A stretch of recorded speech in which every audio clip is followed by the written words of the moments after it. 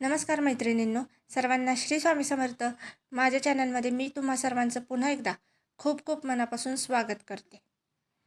मराठी पंचांगानुसार फाल्गुन महिना हा आपल्या वर्षातील शेवटचा महिना मानला जातो आणि या शेवटच्या महिन्यामध्ये येणारी शेवटची एकादशी म्हणजेच आमलकी एकादशी ही एकादशी अत्यंत पुण्यदायी मानली जाते.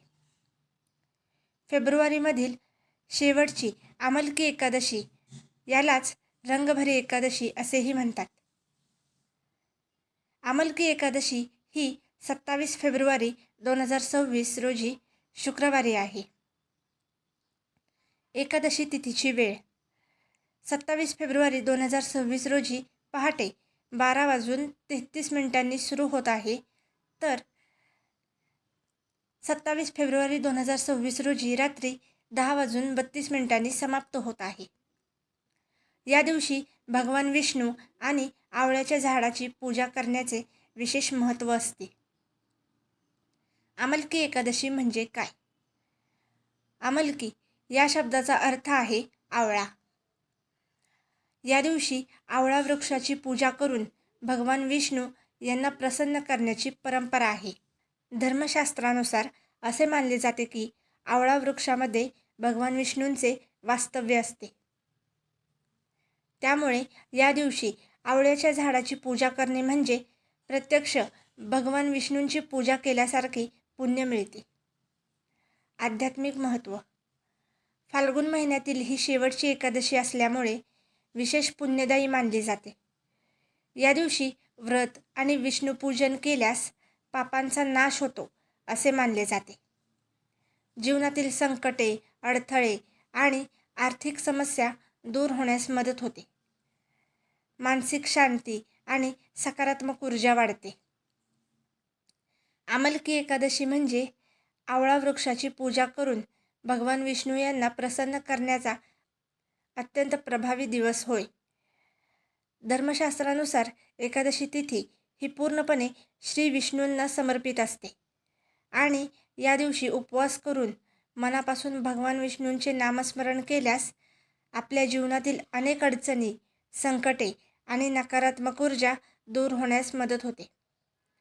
फाल्गुन महिन्यातील आमलकी एकादशीचे विशेष महत्त्व असे सांगितले जाते की या दिवशी केलेली पूजा आणि उपाय वर्षभर आपल्यावर विष्णुकृपा टिकवून ठेवतात. या दिवशी भगवान विष्णू स्वतः आपल्या भक्तांच्या जीवनातील अडथळे दूर करून त्यांना योग्य मार्ग दाखवतात. मैत्रिणींनो, आमलकी एकादशीच्या दिवशी एक सुंदर उपाय केल्यास आपल्या जीवनामध्ये आर्थिक स्थैर्य, मानसिक शांती आणि कौटुंबिक सुख वाढण्यास मदत होते. या दिवशी सकाळी लवकर स्नान करून स्वच्छ पिवळे वस्त्र परिधान करा आणि घरामध्ये आवळ्याचे झाड असल्यास त्या झाडाची पूजा करा. जर झाड उपलब्ध नसेल तर आवळा फळ समोर ठेवून भगवान विष्णूंच्या प्रतिमेसमोर एक तुपाचा दिवा लावा. यानंतर ओम नमो भगवते वासुदेवाय या मंत्राचा 108 वेळा जप करा. असे केल्याने आपल्या जीवनातील अडथळे दूर होऊन प्रगतीचे मार्ग खुले होतात. असे मानले जाते की एकादशी व्रत केल्याने भगवान विष्णू अत्यंत प्रसन्न होतात आणि त्यांच्या कृपेने जीवनातील संकटावर मात करण्याची शक्ती मिळते. तसेच अडकलेली कामे पूर्ण होण्यास मदत होते. मैत्रिणींनो, फाल्गुन महिन्याची ही शेवटची आमलकी एकादशी आपल्या जीवनात नवीन आशा, नवीन दिशा आणि सकारात्मक ऊर्जा घेऊन येणारी आहे.